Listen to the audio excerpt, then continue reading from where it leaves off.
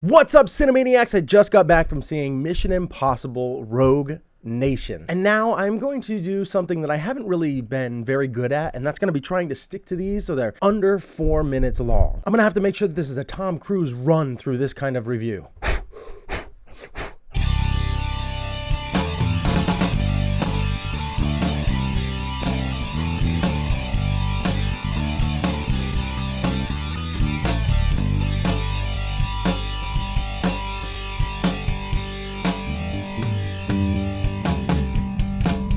Mission Impossible Rogue Nation brings back all the characters that you love. Ving Rhames, Jeremy Renner, Tom Cruise.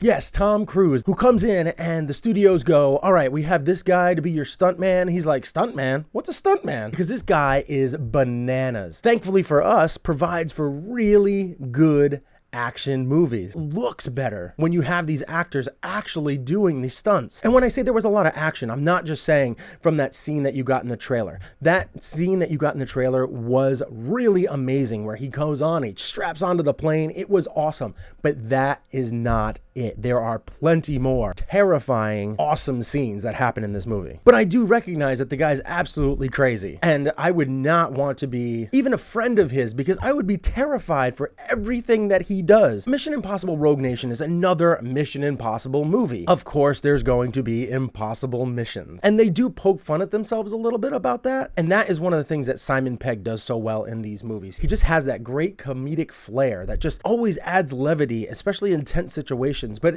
it doesn't seem forced. It's just like, this guy's kind of a goofball. He's also pretty serious. It's such a good counterbalance to Tom Cruise and Jeremy Renner and all these other fairly serious characters. But you can even see it in this movie how Tom Cruise even does a little wink in the nod, but at the same time, with that wink in the nod, they also give you a way to just get sucked into these movies. And they usually do a pretty good job with their villains. I mean, if I had to say, like, my favorite Mission Impossible movies are, one, just because it was iconic. It's one of those movies that you have that scene where he drops down, goes above the computer, and everybody remembers that scene because it's such a memorable moment. It is also made fun of a lot, which is the greatest form of flattery. But my favorite Mission Impossible movie was number 3.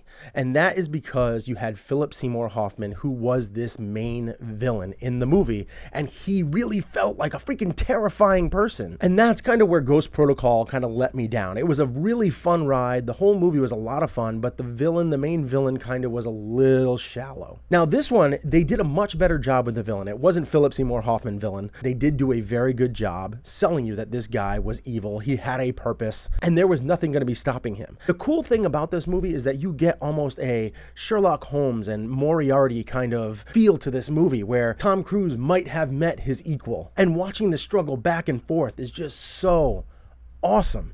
The movie does slow down at points. This isn't action from the beginning to the end. It does slow down at points. When it slows down for a purpose. This is dialogue and interactions with people that need to be seen. So you do need to pay attention. This isn't just throwing popcorn in your mouth the whole damn movie. This is a movie where you have to pay attention. And I would be shocked if you had a hard time paying attention, because it sucks you in right from the beginning all the way to the end. The director of this movie was Christopher McQuarrie, and he already has a relationship with Tom Cruise because they did Jack Reacher together. A movie that I felt was very good. I really enjoyed that movie, and you can definitely see this guy has a really good take on like action vehicle scenes. Like, he really did a good job with a car chase, motorcycle, and then motorcycle on motorcycle scenes.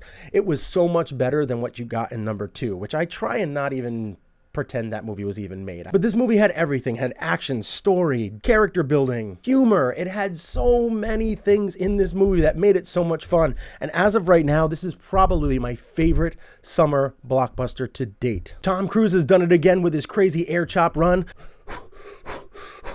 that only he can do. And I'm going to rate this movie an 8.5 out of 10. That's right, an 8.5 out of 10. This movie was so much fun. The villain did provide you that person that really felt like this could be the person that takes down the IMF. So if you like Mission Impossible movies, if you like Tom Cruise, if you like Christopher McQuarrie's direction, if you like Simon Pegg, if you like Alec Baldwin, if you like all of these characters, you're going to love this movie. If you don't, I still think that you will enjoy this movie. It is a lot of fun, but at the same time just doesn't rely on fun, which really helps sell the action and the struggle that's happening with the anti-IMF or the syndicate The Rogue Nation. All right, well, did you guys see Mission Impossible Rogue Nation yet? Let me know what you thought about it in the comment section below. What is your favorite Mission Impossible movie? There have been 5 now. This one is the 5th movie. What is your favorite? Mine is 3. Love Philip Seymour Hoffman. What is yours? If you haven't already, please hit that subscription button below. We are over 100 subscribers, and we are just trying to keep this thing growing. We want this thing to take off like a Tom Cruise run.